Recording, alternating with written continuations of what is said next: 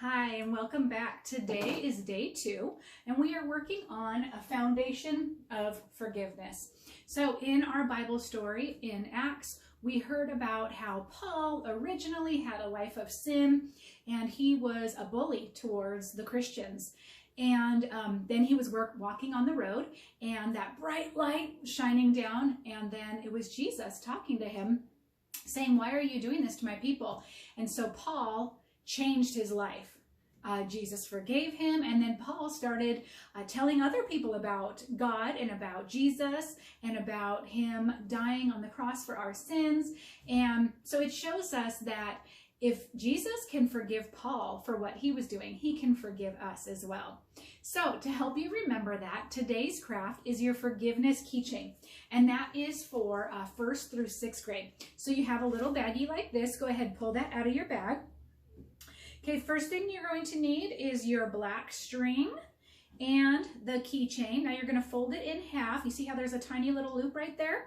You're going to put that through. Okay, and there's my little loop. I'm going to take these sides and I'm going to push them through. All right, so now, and that's called a hitch knot. Okay, so now it looks like this. All right, next we're going to take a pony bead, an orange pony bead.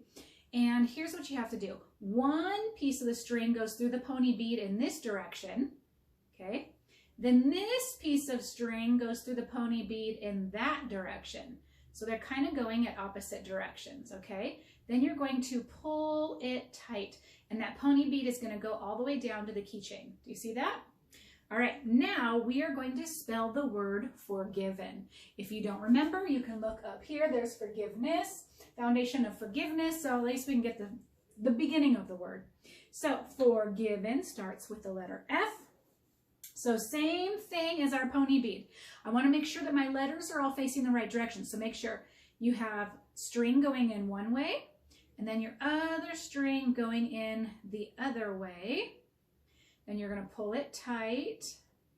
This might be harder with smaller fingers. They might need some more help. Okay, there's my F. Perfect.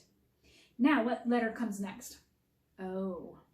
All right, the O doesn't matter if it's upside down or not. Okay, same thing. I'm going to make my string go this way, my other string go the other way.